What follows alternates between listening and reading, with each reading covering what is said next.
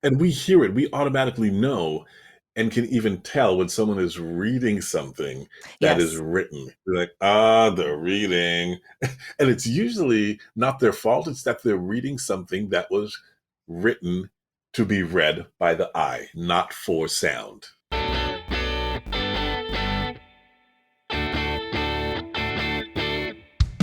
Welcome to Audio Branding, the hidden gem of marketing. Sound plays a more important role in human behavior and our decision making than you may realize. In this podcast, I'll help you understand the art and science of sound so you can better influence others in business and your life. I'm your host, Jody Krangle. Let's delve a little deeper. This is the first part of my interview with John Watkis. As a high-stakes performance coach, professional speaker, and the author of a book called Speaking Notes, The 8 Essential Elements to Make Your Speech Music to Their Ears, my next guest knows a thing or two about public speaking and connecting with an audience. Clients seek him out when they have to communicate at their best during presentations, pitches, and interviews. His name is John Watkis, and here's an interesting fact. He's also the first Canadian-born actor to play Mufasa in the Disney musical The Lion King. Join us for a fascinating discussion about public speaking, storytelling, voiceovers, and many things sound in between. Welcome, John. Thank you so much for coming on the podcast. I really appreciate it. Great. Thanks so much for having me, Jody. Glad to be here. I'd like to start off the podcast with a particular question about how sound moved you. So, what's your earliest memory of how sound moved you? The earliest memory I can think of how sound moved me was after an accident, and it was my fault. My mother had parked a green Dodge Dart in front of our building, and she told me to come out on her side, and I didn't. She said, I want you to come out this side. I said, no, I'm going to go out on this side. Now, the side I was on was where the cars would drive by. So without looking, I opened the door, and after that, I don't remember much, Oh, except for crying and screaming. And because what had happened was a Winnebago caught the door and pulled it open, and I flew through the window of that car. oh my goodness. Yes. So I still have stitches to this day. I was probably 4 or 5 at the time.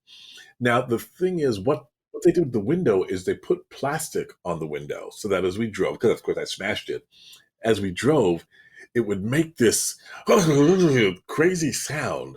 And then I just remember crying in the back of the car because of this crazy flapping sound that the plastic made as we drove. So that's how I remember sound moving me for the very first time. It was frightening. It was that flapping sound. Oh my goodness. Yeah, I can imagine. My goodness. That's pretty traumatic as a 4-year-old. Oh my goodness. Yeah. You could have had, I don't know, did you have PTSD after that? A lot of that would be that traumatic experience would be a lot to do with sound, wouldn't it? It could be. The thing is, it went so fast. I don't remember going through the window. I don't remember being conscious. I do remember hearing crying and maybe even hearing my own crying, but that was about the size of it. And then I remember fighting the nurses as they tried to hold me down to put the stitches in, because back then they didn't give you the needle to deaden the feeling, so it was just straight stitches, and I fought with everything I had. Oh my goodness. Yeah. Wow. Okay, that's that's quite the beginning. My goodness. Okay. Well, your mom must have been totally freaked out. I think so. As she tells the story, she doesn't remember much either, except for running with me in her hands. Oh, yeah. Yeah. I mean, wow. Wow. Okay. Well, moving on from that, my goodness. Uh, quite an intro. What exactly is your background in what you're doing now? I know that you went from Toronto, so originally that's where you were from? Yes, born and raised. Oh, great. Okay. So, fellow Torontonian, here we go. And you moved to Washington then, and then Florida, or the other way around?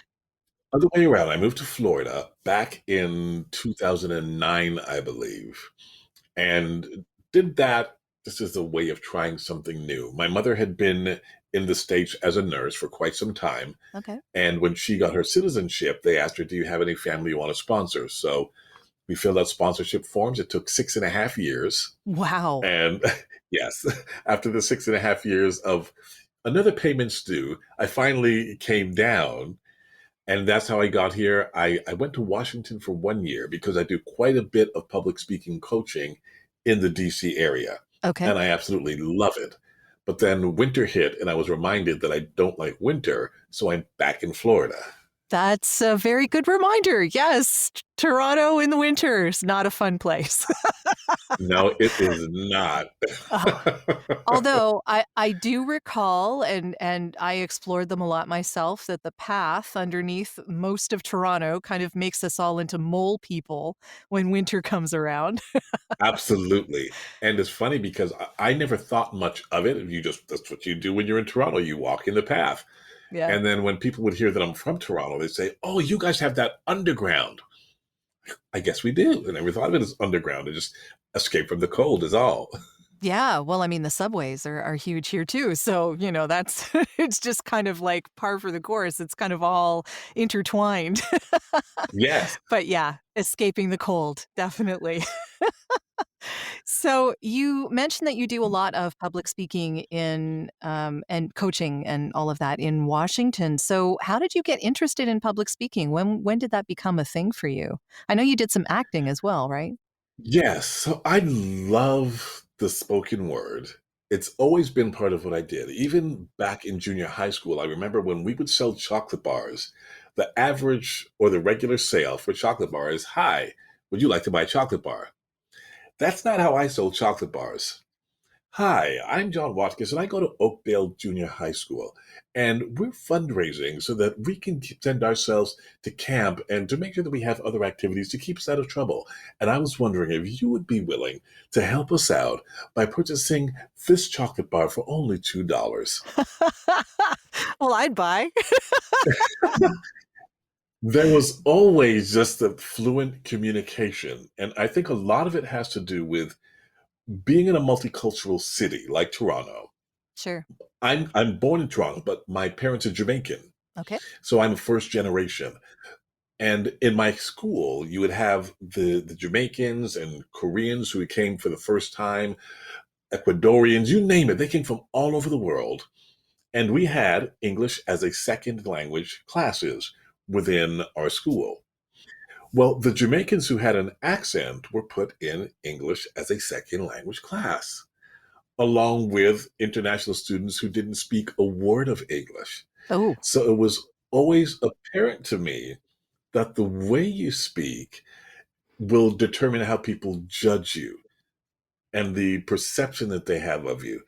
So I've always been careful to watch the way that I speak. yeah, that makes a lot of sense. Yeah, and I guess you wrote a book on that too, right? So, Speaking Notes, is that what it's called? Speaking Notes is the name of it. And that came not intentionally or not purposely.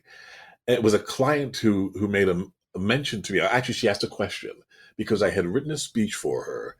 And she said, "Do you play a musical instrument?" So I said to her, "Why are you asking?" Keep in mind, this is early 2000. There weren't a lot of internet searches where you could just find out what people did and when. So she didn't know about my musical background. Sure. And I said, "Well, that's an odd question. Why are you asking?" And her reason was that she was told, if you're going to hire a speechwriter, make sure they're musical. Because since there's a difference between writing for the ear versus writing for the eye, the speechwriter has to be able to write for the ear so that there's rhythm and timing and pauses. And she said when she read my speech, she could tell that it had all those elements in there. And so she had meant to ask me and forgot. She said, had I heard the theory, and what did I think? I had never heard the theory, and I didn't know what I thought because when I wrote speeches, I just wrote what sounded good to me. And I didn't realize that I was drawing on a lifetime of music. I mean, my grandmother, she was she was 99 years, 360 days before she died. and she played the harmonica. In fact, in her 90s, she would visit the assisted living facilities and say she was playing for the old people. You had Good my for her. uncle. Yeah. My uncle plays numerous instruments. My aunt, the piano. Everyone in my family is musical. But I had never thought to myself, okay, I'm going to do this to a certain rhythm, or I'm going to go for a crescendo. So I thought, let me see if there's anything written about this theory. And I looked for anything that I could find that linked music to speeches, and there really wasn't anything written. That's surprising. It was surprising, but again, I had never heard the theory, so Sure. I thought, let me study them separately. Let me look at the most successful speeches in history. The I Have a Dream speech. Ask not what your country can do for you. We will fight on the beaches. And then I studied music composition. And I found out that there were 8 elements in music that are also in successful speeches. And that's how speaking notes came about, is that I found those musical elements that were in the speeches that helped people to remember, repeat, and respond to the speeches the way we do with music. Are you looking for ways to improve your company's or podcast's impact? You'd be surprised how powerful the use of an intentional audio branding strategy can be. Want to know more? I have a free downloadable PDF that gives you my 5 tips for implementing an intentional audio strategy at voiceoversandvocals.com/audio-branding-strategy. That location does ask to put you on a mailing list, just to send you updates on when the new podcasts come out. But if you really don't want to give your email out, I understand. Just contact me directly. My email is all over my website, and I'll make sure you get that PDF without needing to sign up anywhere. If you do sign up, though, you also get access to a resources section called The Studio, where I have videos, white papers, and PDFs, discounts from my guests, and snippets of audio from my guests that no one else gets to hear. So maybe it's worth your while. Totally up to you. And of course, if you're looking for voiceovers, you can get in touch with me about that too. Now, back to the podcast. Are there any tips from the book that you might want to share with people, just so you can give them a bit of a teaser? Sure, absolutely. We always want to be memorable whenever we give a speech. And in music, we know what's called a hook. Yes. That hook is the part of the song that it catches the ear of the listener. And in a song, it's not always easy to come up with it. But for an example, if you do The Lion Sleeps Tonight, Mm-hmm. a whim away, a whim away, a whim away. There's the hook. Everybody's going to sing it. If you're Yes. in a nightclub and they're playing Lady Marmalade, this part of the song comes on, even if you don't speak French or know what it means. Voulez-vous coucher avec moi? Yeah. Everybody is Yeah. singing that part of the song. Sure. Right? That's the hook. It's the one part we stick to. Well, speeches are very much the same. Give me liberty or give me death. We came, we saw, we conquered. Ask not what your country can do for you. Ask what you can do for your country. I have a dream that one day my 4 children will live in a world where they will not be judged by the color of their skin, but by the content of their character. All of these are hooks that we haven't heard for decades, but we could recite back automatically because of the way they're constructed. So the question is, what is that construction? Part of it is alliteration, the repetition of consonant sound, which is why I say a successful speech is one you remember, repeat, respond to. We have that memory of the R.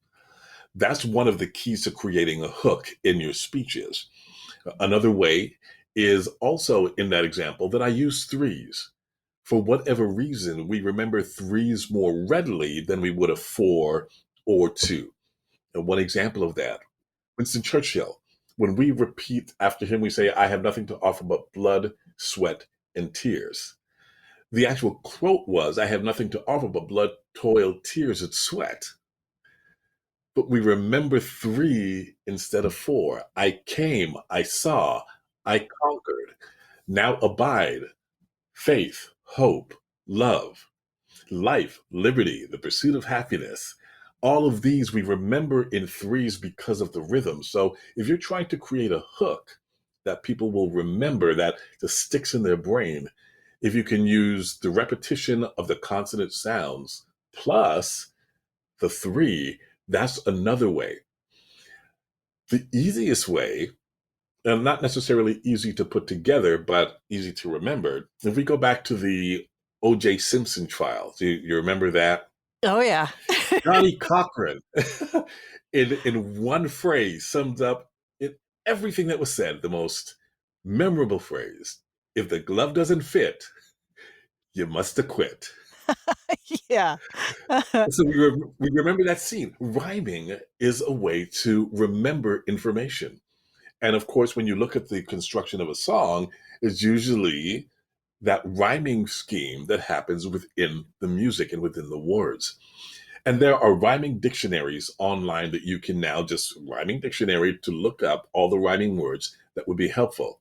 So those are just a couple ways that you can incorporate a hook into the words that you use in order to make them memorable.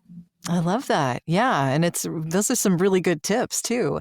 It's actually kind of interesting because I know that a lot of advertisers that write or advertising writers who write for radio, for voice only, have the same kind of issue with writing speeches because they have to write for the ear, not for the eye, right? So it's definitely a thing that people who are immersed in sound need to be aware of. Absolutely. And we hear it, we automatically know and can even tell when someone is reading something that is Yes. written. They're like, ah, they're reading. And it's usually not their fault, it's that they're reading something that was written to be read by the eye, not for sound. Yes. And that's why it sounds so odd. Exactly it. And actually, moving on from that, the saying that it's not what you said, it's how you said it.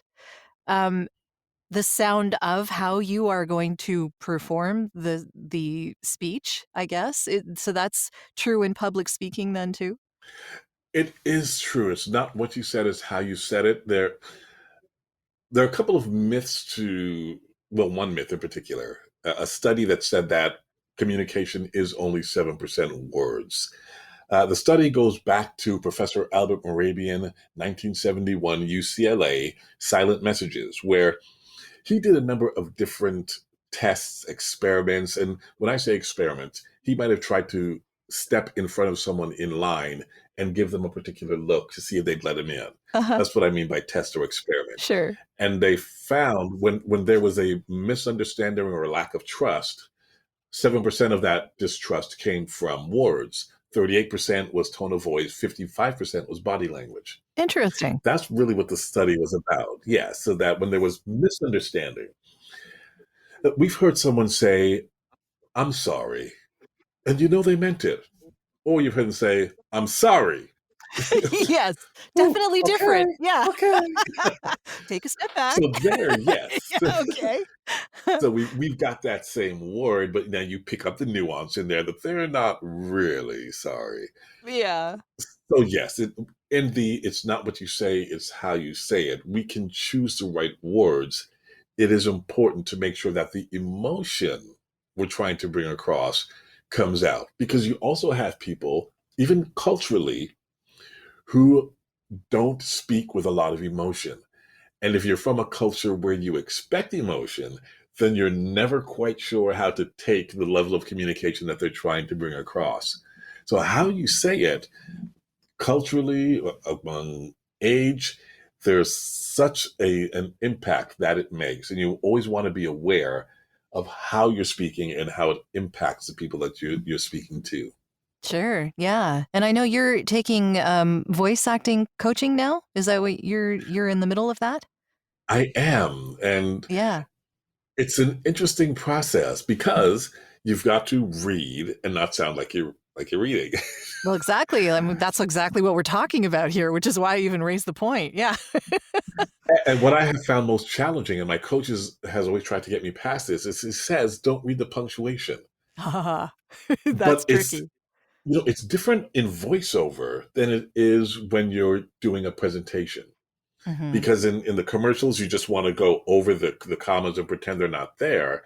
Whereas when you're speaking in a presentation, you want to hit those commas, have more pause because you're not limited by time.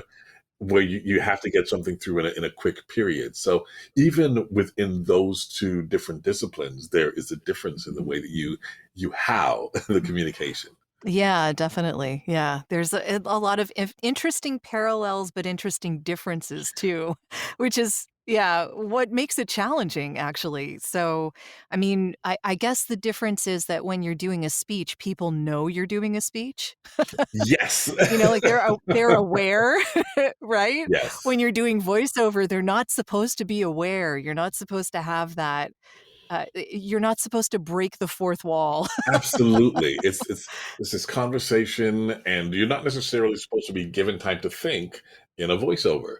Whereas in a presentation, you want to ask a question and provide people that long period of time to process what you just said or the question that you just asked. Yeah, yeah. So it's an interesting there are interesting parallels and interesting differences in it. And yeah, I mean, that's part of what I love about it, that it has so many different nuances. Yes. But but I'm not a public speaker. Like that kind of terrifies me, that kind of idea. So, I mean, you definitely have the advantage in being comfortable with both. I think that's awesome. And it does take a lot of work. What is missing, and I just alluded to it, but you'll find most speakers don't want to do it, is silence. Ah, So yes. when we speak about sound, the sound of silence can be uncomfortable.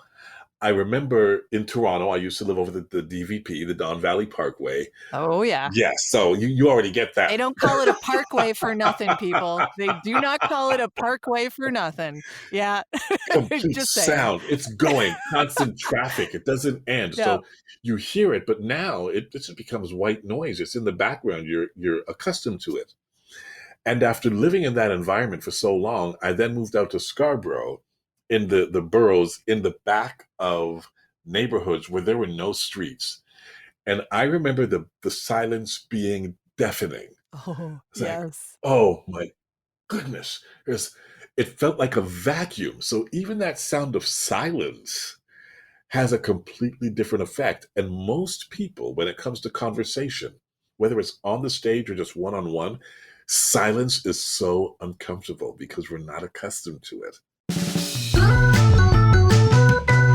It really means a lot to me when you take the time to write a review of this show, so I want to take a moment to acknowledge and thank you when you do. Mike GMK writes, "Secret weapon hidden in plain sight. I wish I had some power to put this cast in front of everyone who writes advertising. Most people who write it in the digital age are absolutely unaware of the power of sound and the spoken word. So along comes Jody with the most powerful communication tool there is, hidden in plain sight, the spoken word. And not just that, but proof, in episode after episode, of the power audio has to affect our very thoughts. What marketer or brand manager wouldn't want that? I've done sound design, scripting, production, and voice for radio, TV, and videos for, well, a good while.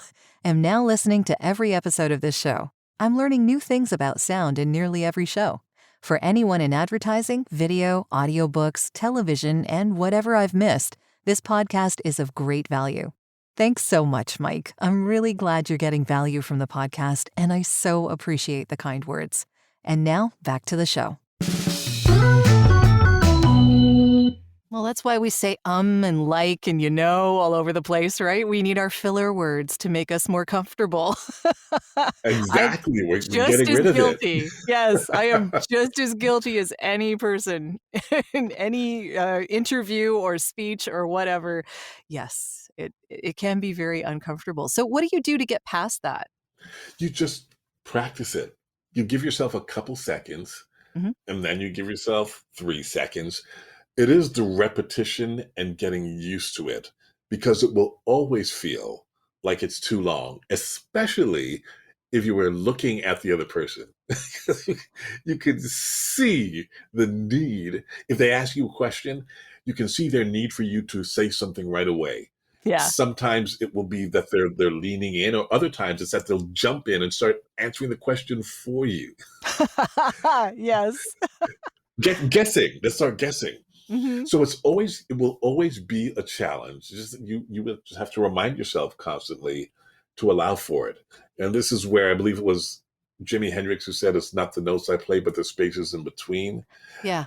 It may have been another musician, but that's where the key comes in, those spaces and those pauses that add to the musicality and the sound. This has been part 1 of our interview. I hope you'll tune in next week for part 2. Well, that's the end of this episode. Thanks for listening. And if you like what you heard, why not tell a friend about this podcast? It's available in all the usual locations. Until next time.